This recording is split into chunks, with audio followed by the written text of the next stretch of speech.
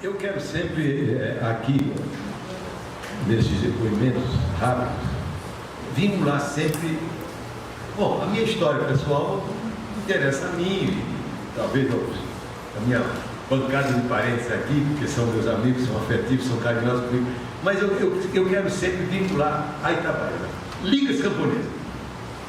Ainda hoje passei no Alto dos Currais, em frente à sede local das Ligas Camponesas.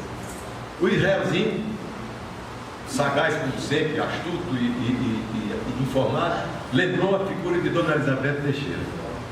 Então, para mim, a questão, digamos assim, da ditadura militar se resumiu, ou posso resumir, posso ter falado de outras coisas, Rio de Janeiro, sei lá, Brasília, onde eu vivo, mas eu queria lembrar só esse episódio. O episódio Elizabeth Teixeira. Lembrei primeiro do Alto dos Currais, como era a sede da Liga Itabaianense, porque foi ali que quase foi sacrificado o maior líder depois de Francisco. Depois não, porque o Assis Lemos era uma pessoa muito mais estruturada, muito mais consciente das possibilidades de uma, vamos dizer, de uma revolução no Brasil, a partir da União Operária Estudantil Camponesa, que foi o que pintou nos meados de 62, 63, e foi, vamos dizer assim, destruído completamente com o golpe militar de 64. Elizabeth Teixeira, porque é da nossa região, era uma líder extraordinária, viúva de João Pedro Teixeira. Então, como participei da aventura, digamos assim, do Cabo Marcado para Morrer, que para mim foi uma espécie de guerra civil espanhola, para mim, pessoalmente, entendeu? Foi uma coisa extraordinária. E por ela ser daqui, e que nos diz respeito, porque Ligas Camponesas teve sede em Itabaiana, teve sede em Sapé, em Espírito Santo, no sertão, em toda parte. Então eu fui escalado, porque praticamente eu era o único nordestino que conseguia, que eu apresentei Elizabeth Teixeira para o diretor do filme, Eduardo Coutinho, que ele não conhecia. Quando a dona Elizabeth ficou viúva, a Univolante veio a Paraíba, como veio a Pernambuco, passando por aqui.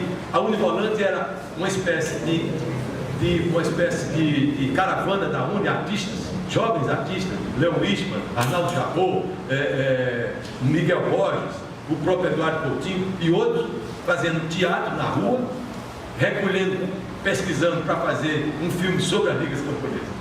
E o partido me chamou, eu era militante do Partido Comunista, e me chamaram: você fica encarregado de fazer esse contato com o Eduardo Coutinho. Eduardo Coutinho chamou a dona Elizabeth e, cortando um pouco no tempo, porque levou-se mais um ano para começar o Cabo Marcado para Morrer, fomos fazê-lo em Vitória de Santo Antão, no Engenho Galileia, porque era impossível, porque foi o latifúndio mais cruel, mais estupidamente desumano, foi o da base do Paraíba. E a gente não podia, mesmo com o João Pedro já fuzilado, a gente não podia facilitar. Então fomos para o Engenho Galileia, em Vitória de Santo Antão. E lá, do dia 31 de março para o dia 1º de abril, né, houve um golpe militar. E as pessoas da cidade, nós tínhamos uma casa alugada em Vitória e trabalhávamos no engenho a 20 minutos, meia hora, ali perto, de dia. Quando a gente estava filmando as noturnas, quando você filma de noite, você descansa de dia.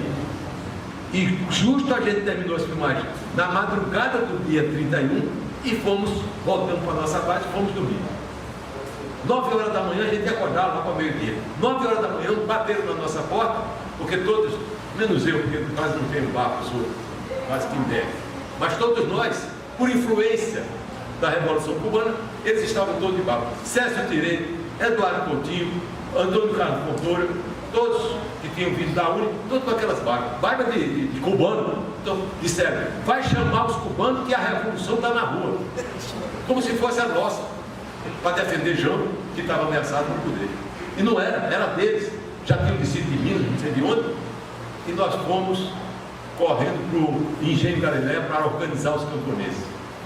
Em resumo, fomos perseguidos. Se tivéssemos caído nas malhas da polícia ou do exército, nós tínhamos sido eliminados.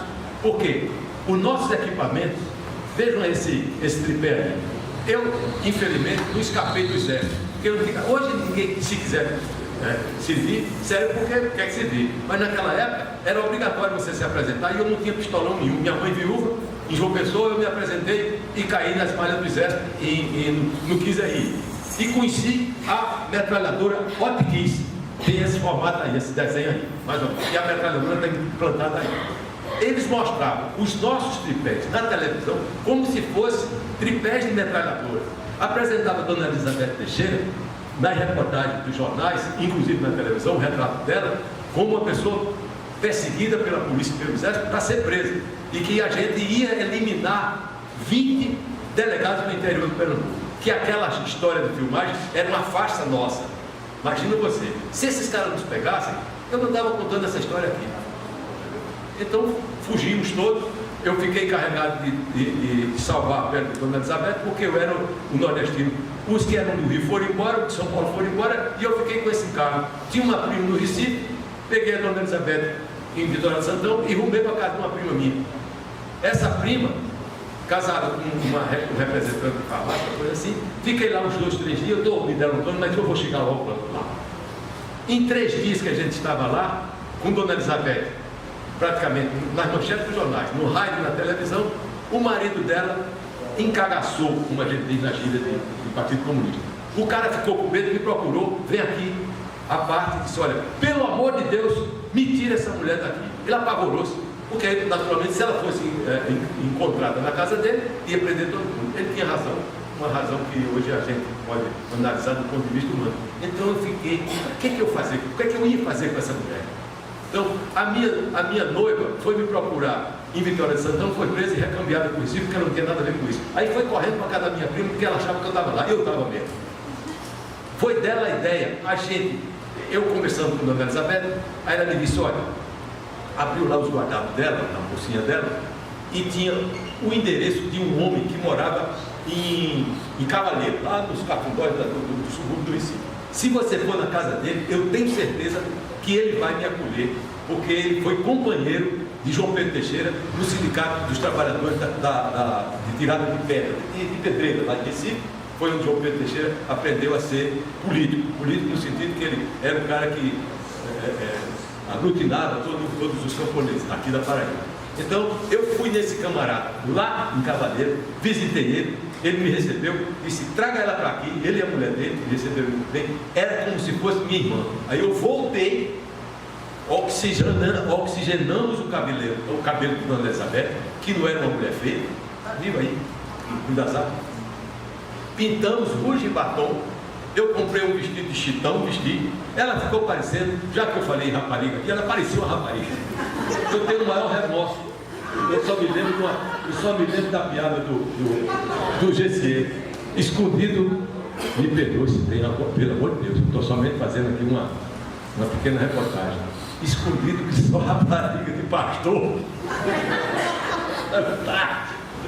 Escondido. E ela ficou com aquela cara de mulher alegre, completamente diferente da Elizabeth, que é uma mulher austera, maravilhosa. E aí eu atravessei o Recife todinho e fui levar ela em Cavaleiro, e ela ficou na casa desse parente, livrou-se de uma prisão, pelo menos naquele ano. 2 anos depois ela foi realmente presa.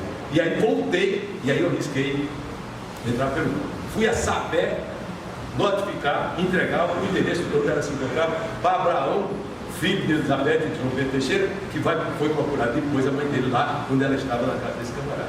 O João Pedro Teixeira, só para concluir, o João Pedro Teixeira teve praticamente 2 vidas. Ele foi homem um crente, e os filhos da primeira levada se chamavam Jacó, Isaac, Abraão, não sei quem. Os da segunda ninhada chamavam Anita, Luiz Carlos e não sei quem, por causa de Anita Leocádia, Anita Prestes e Luiz Carlos Prestes, entendeu? Então ele tem 2 vidas. Terminou fuzilado pelo atividade. Isso é uma pequena reportagem que, me desculpe o tempo.